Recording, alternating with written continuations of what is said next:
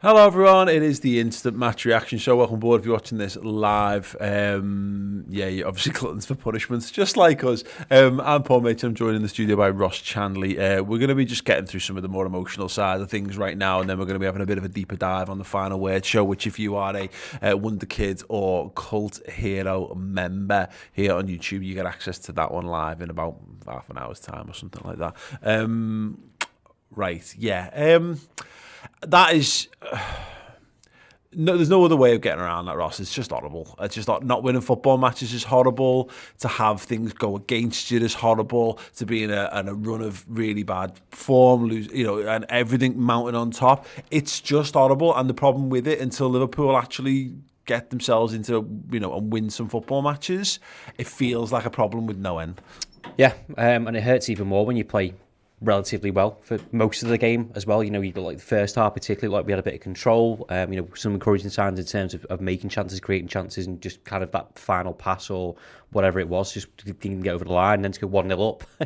You've got that emotion of, this is brilliant. And, a joke this morning in the office saying, early kick-off, we could have a decent weekend. This could happen. We've not had one for ages. They've all been like Sunday nights. You haven't got that 8 hours of anxiety of, we're going to win, who's starting, this team needs that. We've had none of that this morning.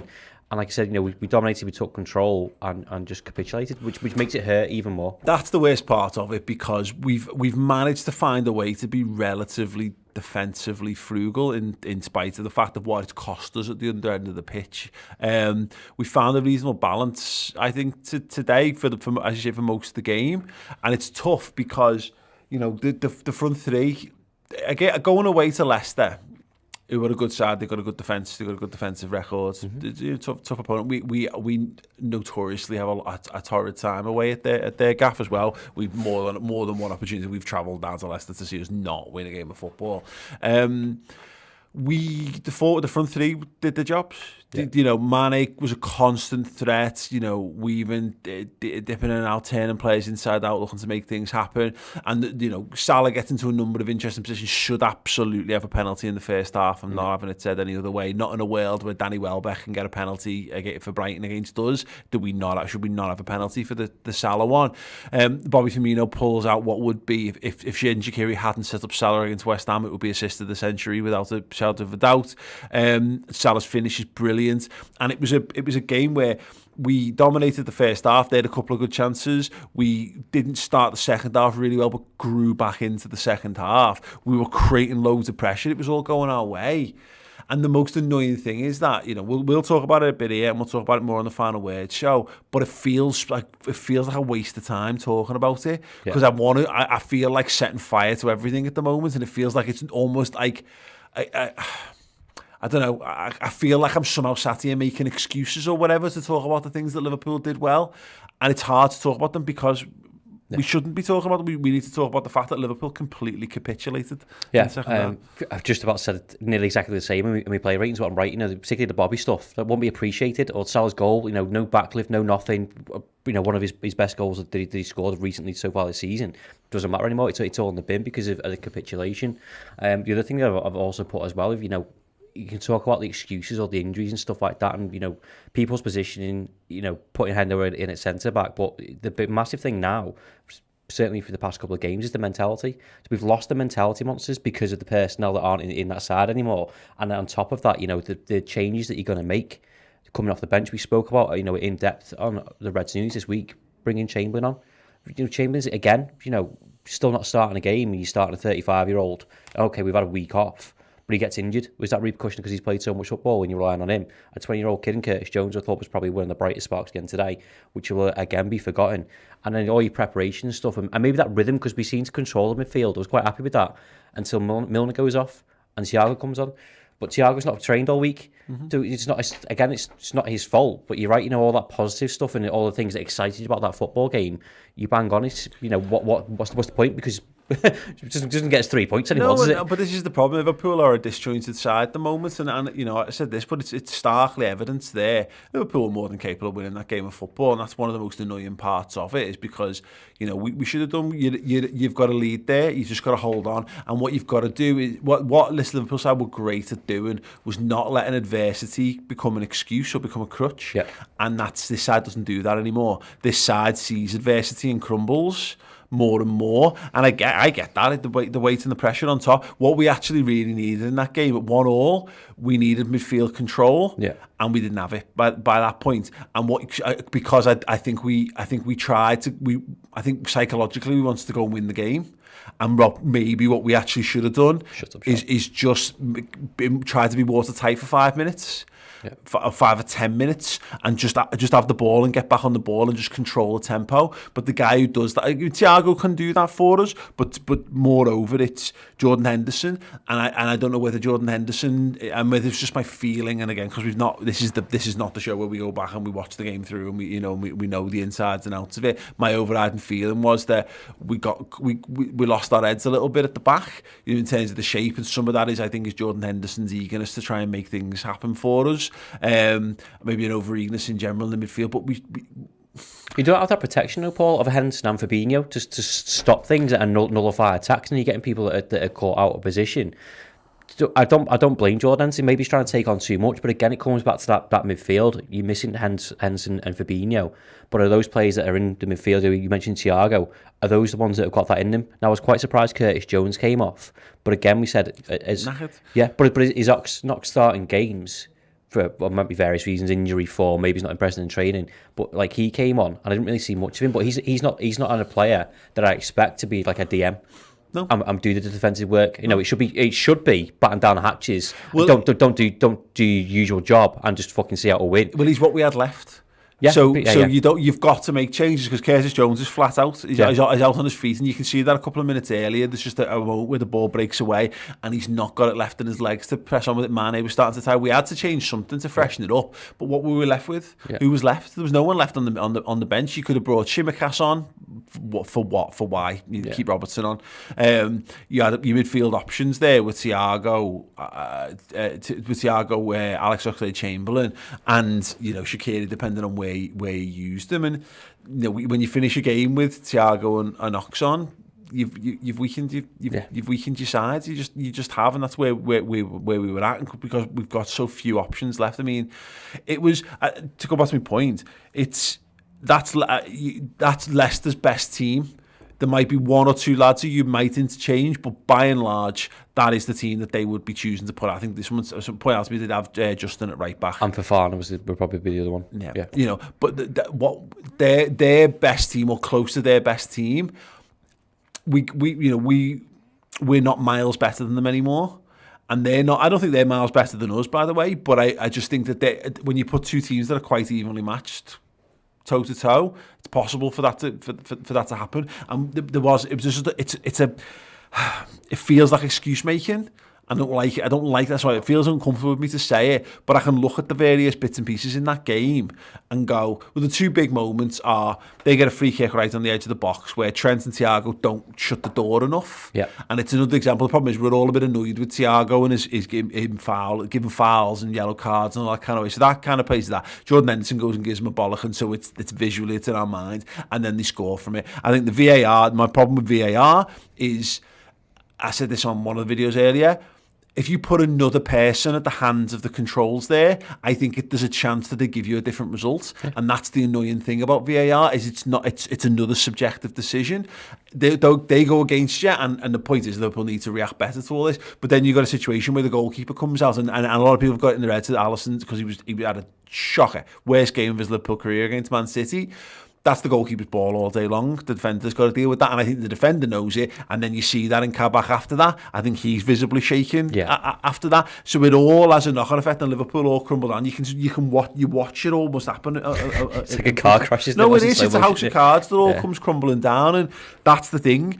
Liverpool, if Liverpool want to be a top 4 team, then they need to be able to dig themselves out of the shit. The problem is that we're left in this awkward world where I don't think we've got the players, and I think there's too many players who are overplayed, there's a few too many players who are underplayed, and a lot of them are still the square pegs. I think you can get away with Gini Wijnaldum in the 6 every now and again. I think you can get away with, you can play a 19-year-old attacking midfielder, 20-year-old midfielder in Curtis Jones in there, and again I thought he had a good game, and then you can, and Thiago should be better than he is. There's no doubt about that. I thought he was okay, but I think we for a bunch of circumstances, I think he's had a disappointing start to his Liverpool career. You just can't get away with what we're trying to get away with. You're trying to engineer a win every week. Yeah.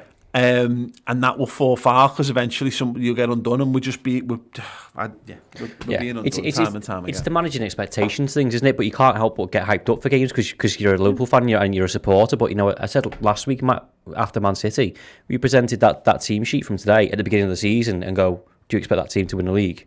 Well, your answer is probably no. Yeah. And why should it be any different now? Because that's the situation that we're in. We're trying to manage, a horrible situation. I think you're right. Some of the decisions that are against you, Mane's arse was offside against Everton, but somehow that goal was all right. You start the consistency, but it's the same for every team in the league that we're getting decisions for and against them. Yeah. But you're right. Everything just kind of piles up to misery at this point, and you can't see no end in what's going on. Plus, you think Fabinho's injured, so you got fucking hell. Then Davies is injured, and then Milner goes off injured, and you're thinking, well, what's the fucking point in anything at the minute? No, it's true. Exactly. That's the thing. It's mountain. It's just like it becomes gallows humour. You've like, what are you going to do? You're going to cry about it. Jurgen Klopp must feel like that the entire universe is against them. Forget all our feelings, and we feel a bit down. I've seen those people say, it's this case or it's that case or whatever. Blah blah blah blah blah. It's like Jurgen Klopp's just had to deal with his mum dying, and every time he turns up to work, some other player gets injured, and everything. All the pressure of all of our expectations and all the things that are annoying us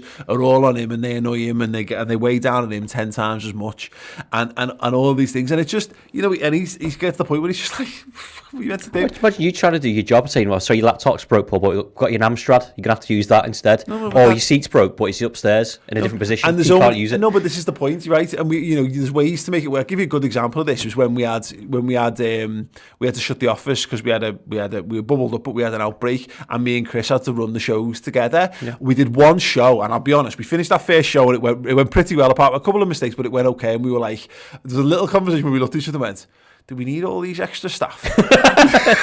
Could we just do this ourselves? We played 3 games that week, and by the end of the week we were fucking ruined, and every mistake we could have made, we made. We managed to bundle through, but it was not. We were ruined. It's not sustainable. Exactly, it is not sustainable, and that's where Liverpool are at right now. Is we found a way to get through that we are even in touching distance of the top 4 at the moment. When every team's dealing with an injury here or there, I think you can handle 2 or 3 injuries when you miss a handful of games here and there. But it's true. Paul Tompkins wrote it. I did a video on it on my channel, and it doesn't remain less true. I'm seeing people talking about Liverpool were due a dip. Liverpool were not due to have this many season-ending injuries. Because say what you want about Matip, but he never has a season-end. He doesn't have an injury that finishes an entire half a season off for him. He'll miss a few games and he'll come back and he'll play a few and he'll play spells and what have you. Virgil van Dijk never has that. And then the knock-on impact of the midfield, like Fabinho.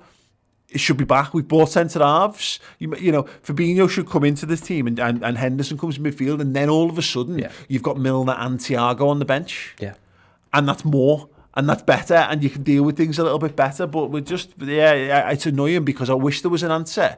This is the most depressing part about it, and this is the problem with Paul Tompkins' piece. Is brilliant, and it was a lot of what I've been thinking, a lot of what I've been saying anyway. It's a reality of Liverpool's situation, but knowing the reality eases a bit of like pain. So I'm not going to waste my time wondering about all the other bits and pieces. But it does make you feel better because a lot of this is not problems that are going to be solved to a level that we are expecting them to be solved to. Yeah. We're going to have to make do and mend. The problem, the way to solve the problem is by getting bodies back, and most of those bodies aren't back to the end of the season. If you can fast forward to the end of the season, I'd fucking do it right now, but you can't. You got to sit and bear it. We've been really lucky the past few seasons about how good we've been. This is just on a complete end of the spectrum of what's going on at Liverpool. And you're right, it doesn't hurt any less. You can have all excuses and reasons and VAR and injuries, whatever else. You still got to sit there for 90 minutes. I joked this week we're only going to get hurt once this week because we only have one game. I'm like Saturday now, like fucking 3 o'clock on Saturday, mate. I'm not having this by the way. I saw someone saying they need to back the manager, and and they do. Everyone needs. They should always be backing the manager. I think they are. This notion that people using net spend is the most fucking flaccid argument for all this. And I know people think it's quite clever to talk about net spend because it's a stage cleverer than gross spend, which is even worse.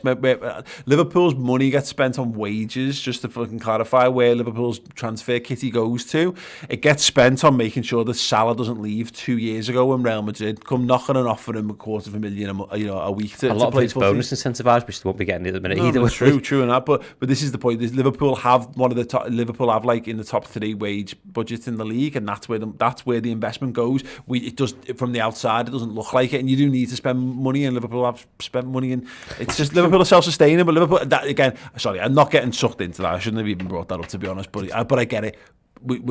Everyone's lashing out at the moment. Oh yeah, but everyone wants the same thing. Everyone wants Liverpool to be successful. Yes. There is a slight. No, not a slight criticism, a criticism from me personally on the fact of not dealing with the centre-back situation at the beginning of January. Yeah. Because the knock-on effect of that is we don't have that situation, but potentially don't have that situation with Alisson Kabak because we've been bedded in for a month. Yeah. That's happened. What the circumstances are. Shocked that Mustafi didn't leave Arsenal until the day before we signed Ozan Kabak. But again, so Kabak, just to be a point, because you're right. Yeah. Again, there's nothing wrong with what you're saying there, and the fundamentals is right.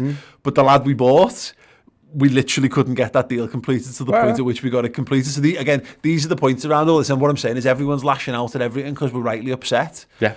But we need talking points. We need to talk about all these things. But it's not necessarily a consolation. But for me, it helps to let go of a certain number of things. But yeah, we have some super chats in. James Lim, everyone calling out Thiago a daft. He had long-term injuries, finding his way. He's a class player. Ox has also had injuries, right? That's exactly the point.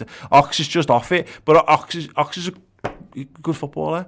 He's just fallen down the pecking order and he can't get back in. And the problem is, and Joshua here saying, why do we keep conceding when Jones goes off? Because Jones is good. He holds the ball. He provides outlets for how we play, and he's confident. His decision making for me, when the pass isn't on, he'll keep it and find himself 5-10 yards and then make the pass rather than just giving possession away. And again, Liverpool are down to the bare bones. The idea of judging this side by the levels of the sides that have gone previously just feels like, again, I get it, there's a reason people read horoscopes. It's because they want answers to fucking things. They want things to be solvable. They want to know. They want someone to tell them it's going to be all right. And I'm going to categorically tell you that it's not. but look, it might be. Unfortunately, there's nothing we can do about it, which is the hardest part of this all, of course. But yeah, I mean, it is where it is. Liverpool are goosed, and no amount of extra transfer spending would necessarily have solved this, because you've still got all these other things to juggle. You've still got budgets. Liverpool are a well-run football club, whether we want to believe that or not. Liverpool need to find a better way to work. We've got out and bought 2 centre halves. One of them picked up a knock in training this week. And the lad and the other one. And so what the ideal world scenario, we all talked about it, Davies and Kabak should have started today, and they might have done. And Fabinho and Henderson probably would therefore have gone back in midfield. Well, the second Fabinho's out means that you're more likely to see Jordan Henderson at centre-half, just to give us a little bit more stability. Or you put Jordan Henderson in midfield, and then what you're left with then, if Davies then goes out, you're left with Nat Phillips or Reece Williams at the back. So then who's leading that defence? Yeah. You're asking two 20-year-olds or a 23-year-old who hasn't really got a lot of senior experience in Phillips to lead the line against Leicester. Are you mad? That's the nature of it. We can get angry at the manager, but I mean, bloody hell, you've got to look at what he's got to work with at the end of the day. So I can't get like. It's worse, actually. I can't get angry. I'm not angry about it. Disappointed. But I am fucking existentially depressed by it, is what I'm saying. Yeah. I have got a deep-seated to my soul upset and fucking, just just burden upon me because of all this, because it is a problem that I do not see a solution to. Yeah. I can say we can try this and try this and try this, and the thing is, the fucking guys in charge of Liverpool are much better at all this than we are. They're not stupid. They will have done it. There's a reason we had 17 centre-back pairings this season, because we've been trying to fucking make it work. But every time we try something else, someone else gets injured, and you have to change it again. Yeah, just when you think things can't get any worse, and you know, people looking for answers. Well, it's Kabak and Davies. Well, suddenly it's not the answer because, like you just said, one of them's injured. So you get to the point where, okay, listen, we've got these players, and then Milner goes off. Like, you know, the amount of people 4 weeks ago saying you just can't make it up. Yeah. And I get to the point where I go, well, it can't get any worse. Oh, it can. Yeah, it can. Yeah. And my expectations now are it could be worse by fucking Tuesday. Wins change perspectives. I would hasten to remind everyone of that. And there's, you know, while there's football games to be played, there remains the chance of Liverpool win games of football. And if Liverpool wish to be a top table football club, they're gonna have to find ways to do it and not feel sad and sorry for themselves. But yeah, at the moment, you know, until we see the evidence of that, it's gonna roll on. Tuesday, Champions League.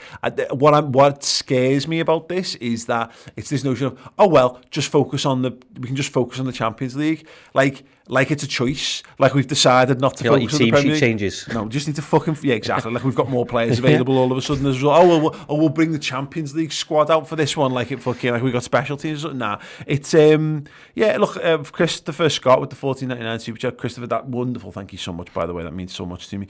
Trying not to be too pessimistic, but I'm struggling to see where our next win is coming from. If fit, we should play Kabak and Davies in a 4-3-2-1 with Fab and Hendo sitting in front. Yeah, maybe 4-2-3-1. I think would be fine, you know. Or look, just having Henderson and Fabinho midfield would make a massive difference in a whole host of ways. But I think that's what it is. I think it's either Davies, Hendo, or Fabinho have to be in that back one of the partnerships, because you need a senior centre half to lead the line. And Ben Davies might not have played at the level, but he's captain Preston. He's played lots. He's 25 years old. He's a bit older. He's a bit more mature. Yeah. But you could argue Fabinho and Henderson are the senior centre-backs of Liverpool Football Club right now. Because 100%. Because they are. But we have to take that. That's the gamble that we've not been able to see yet. Yeah. Of put the centre-halves you've got, and that's the problem. And this couldn't sum it up anymore. Again, Davies might have played today. Yeah. But he got injured. And that's what we're facing with, and it's mad, and I can't imagine that Liverpool are being stupid in training. I can't imagine that they've not thought, let's alter these things. You know what I mean? Like, again, you've got literal, you know, we're all sat watching footy. We all know best because we watch footy. But there's literal people with masters and PhDs in sports science and all that kind of thing overlooking how Liverpool do these things. They're always playing Takeshi's Castle, are they? Well, no, exactly. You don't go from being the smartest men in the room to being dumb, you know, overnight in this. We've got people working on the problem, but again, it just boils down to it. It's catastrophic luck. Yeah. And then Liverpool mentally need to find a way to be emboldened by that. And I don't know the Klopp's got that in him at the moment, because I don't know if he's just running on empty with a whole host of other things. But look, until Liverpool put a consistent team together, which right now is impossible because of the people we've got available, we're not going to get consistent results. Yeah, that's the long and short of it. It's true.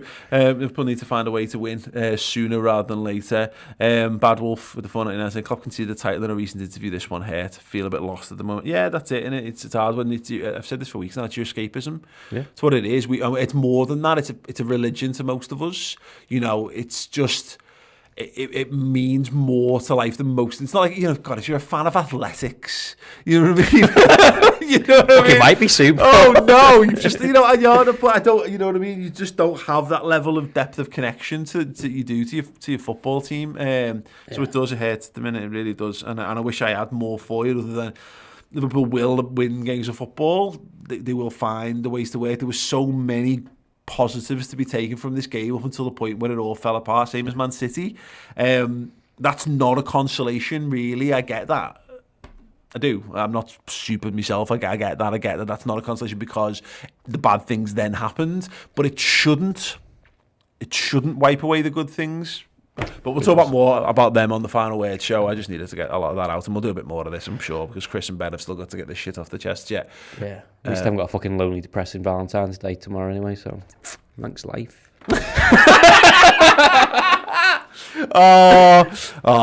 Right. Everyone, Thank you so much, everyone. Look, I know it's tough. I know it's hard, but thank you for sticking with us. Thank you for the super chats. Thank you for the subscriptions here on YouTube. If you want more from us, yes, you can be a tier 2 or tier 3 member on YouTube to get the final word show. It's going to be 4 of us in a little bit, having a big old chat through some of the finer points of this football match. If you've got anything you want us to discuss on that, let me know in the comments now. And yeah, you can either get that there and you just get the one bonus show at tier 2 or tier 3. But if you want the full Redmen package, then go to the redmentv.com and sign up and get the stuff there. Final word, the Around the League is coming on Monday. We've got interviews, we've got features, documentaries, TV series, and all kinds as well. Yes, thank you, everyone. Have a good evening if I don't see it on the Final Word show. But if not, we'll be back for the build-up for Leipzig and the watch-along for that, where we're probably going to win. Yeah, maybe not. Who knows? See you there. Ta-ra. Thank you so much for watching the Redmen TV YouTube channel. Everything we do here is funded by our wonderful subscribers to the redmentv.com. Get over there, sign up and get amazing additional content, interviews, documentaries, mini series, and of course additional pre and post match day content.